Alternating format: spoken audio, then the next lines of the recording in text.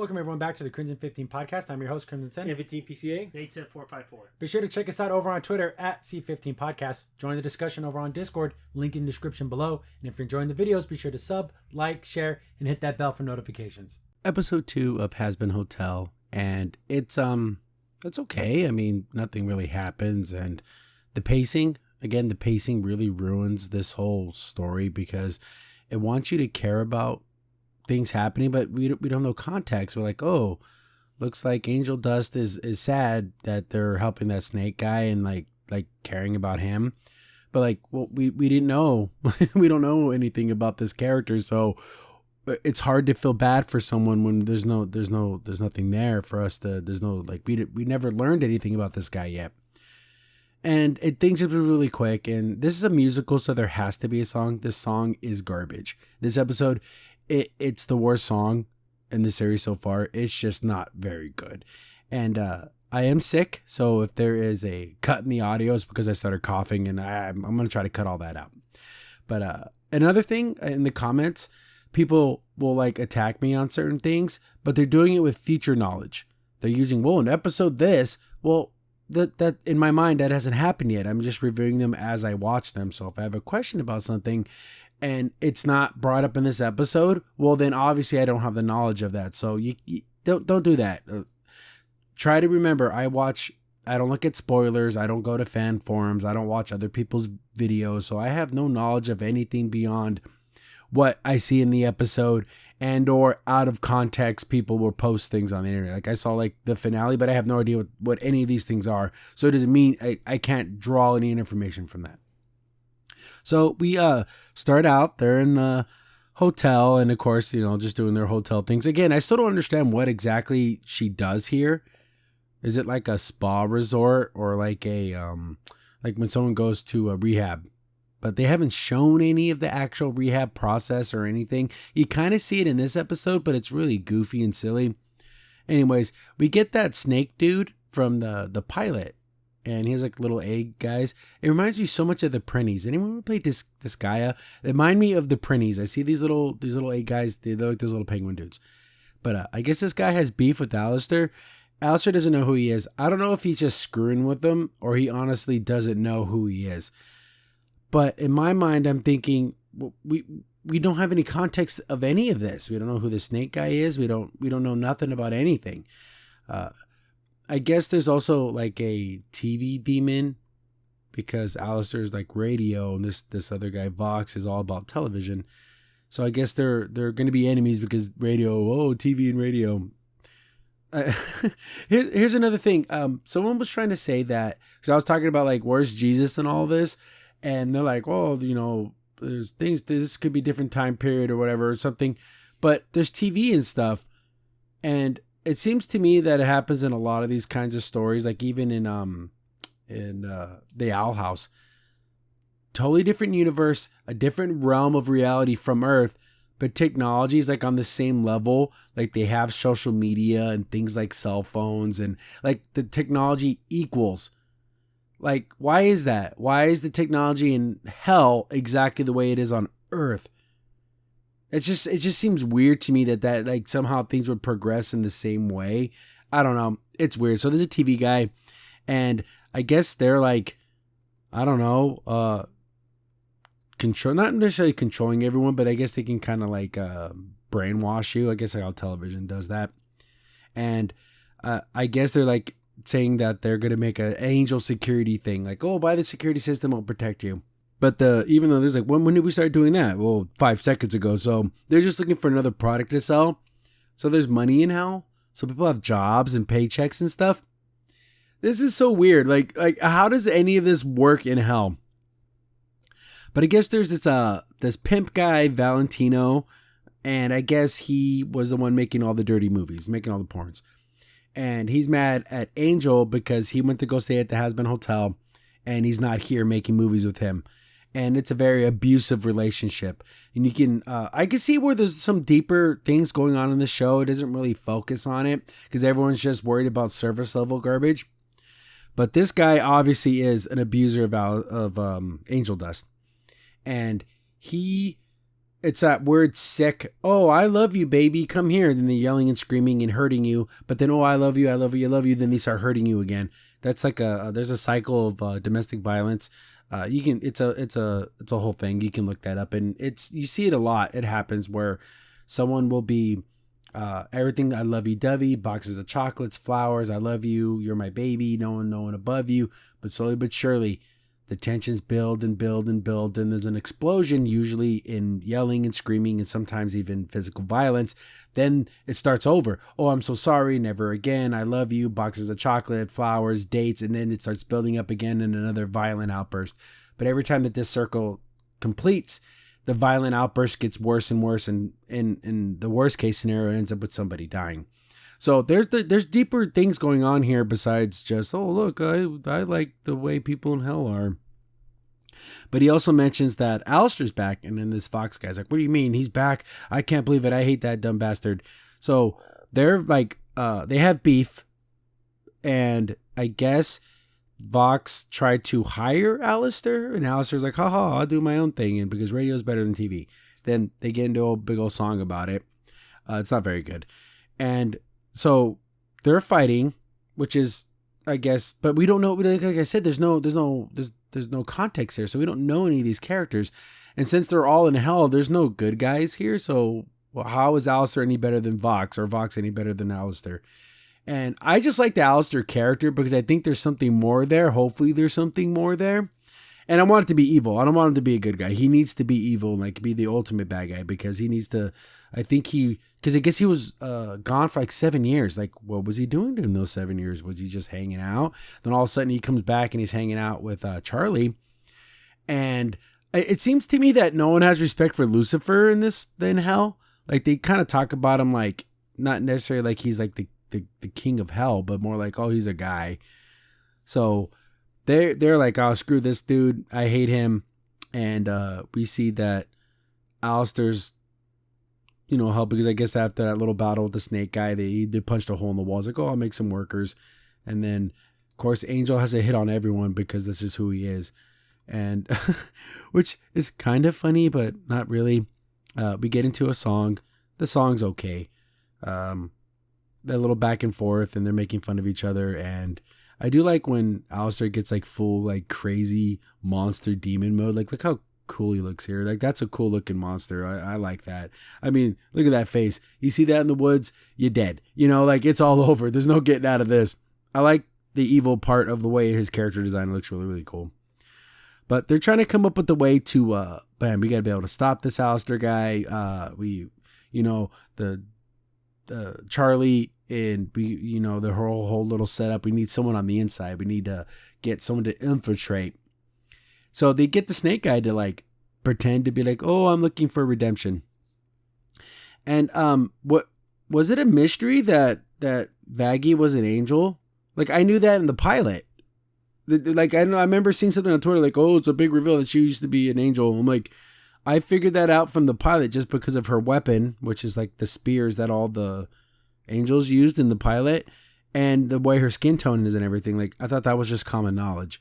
I don't know. People are dumb. Like, people, again, they can't look any deeper. So this guy's like, oh, I'm so sorry. I want to go to heaven. And of course, Charlie's like, yay, my first customer. So I'm thinking, okay, what are they going to actually do here? Like, what's the process of becoming a good person, or like changing yourself? So it's very surface level. Like, she's showing him around, and she's getting a little too excited. Like when a little kid gets anything new, they want to show everybody, look at my new dolly. That's how Charlie acts. It's very childish, and you think Charlie was 9 years old, not a woman. Whatever. I forget the name of the little maid, but she likes the snake guy because, oh, he's a bad boy. And we don't know anything about, like, that doesn't go anywhere. Like, it's just a joke. I'm assuming there's something deeper with this character. I don't know if they ever explore it. There's not many episodes in this series. So Alistair's like, oh, yeah, I don't know the snake guy's name. I forget. But he's just like, whatever. Like, he sees him as a nothing. And he goes, oh, the first step to like redemption is saying you're sorry, which is true. You need a true heart-filled apology. Not just saying you're sorry. It needs to be a real apology. He's like, sorry, I ripped your coat. Please forgive me or whatever. And then that's like the first step. And of course, Charlie's like, yeah, you're doing it. And it's all set up. He just wants to infiltrate the hotel. But I can tell that it's kind of working because the snake guy has probably never been treated like this. He's probably never been treated nice by anybody. And then having Charlie having so much trust, that affects you. Unless you're like a, trained spy that you can like, but if you're just a decent person and like you can feel when someone's trying to be kind to you. So everyone's like, yeah, it's really good to have a real, a real person here trying to get better. And then Angel's like, hey, what the hell am I? Like, oh, you're just part of the team. Do we have any context of when and how Angel Dust joined this hotel? Unless the pilot is canon, but the pilot isn't part of the series. Like you click on Hazbin Hotel, you can't see that pilot. So no one has context of why Angel is here. I'm assuming it's because he just wants somewhere to live for free. That's kind of how it was played out in the pilot. But Angel Dust is getting a little jealous. He's getting a little jelly because everyone's being really super nice to the spider guy and not to him. And he's like, oh, whatever. Like, oh, screw this. Because he can't just say, hey, I want to get better too. Because it's hard for people to admit when they need help. So I guess part of the rehabilitation process. So you start off with saying you're sorry. And then they're doing like little role play games. And then Angel Dust is like being like a crack dealer. And the snake guy has to be like, no, I refuse your advances. I don't want to do drugs. I want to like help people. Like it's all super after school special 5th grade, play about say no to drugs. So he does it, by the book. And then Charlie's like, yay. And this is pissing Angel Dust off even more. He goes to his bed and there's like a little pig. I'm assuming these are plushies they're selling. Like there's like plushie characters. And when we're depressed, we want attention. We want someone to care about us or like us or something, anything. So he starts going through his phone. He has 10,000 messages from that Valentino guy. And like I always said, the circle of domestic violence, it starts out with, I'm sorry, please come back. I miss you so much. I love you. The good old times. And then the next message is yelling, screaming threats. Then it goes to another message where it's like, oh, I was just angry. I'm just so upset I'm not near you. And oh, baby, please come back. And then it goes right back to violence. And it's back to being sweet, going right back to violence. It goes really, really quick, but that's the circle there. The build up, the I'm sorry's, the build up to the violence, the yelling, the screaming. And then you can see how Angel Dust kind of likes it when someone's being nice to him, because we all want attention. Even though she knows Valentino's not a good person, it just feels good to have somebody want you and care about you. But then he sees the messages where he's yelling and screaming at him. Then it's like, oh no, this guy's a bad guy. Humans are complex. Our emotions, relationships, everything is just, it's so complex. And people say, why do they stay? Why do people stay in these abusive relationships?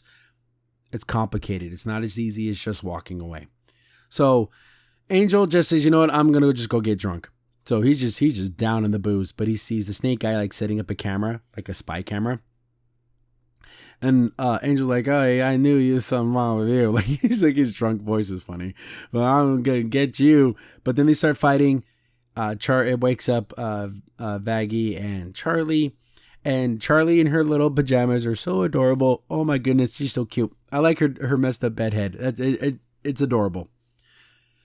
She's like, what's going on here, Angel? I thought they were going to play this out longer. Like, Angel, you need to stop being so jealous. And like, but it just goes super quick, because then he's like, well, then what about this camera? I'm like, oh no, he's spying on us. So it went straight to him being found out. He tries to call for like help, and the Vox is like, you got caught in less than 12 hours. You totally suck.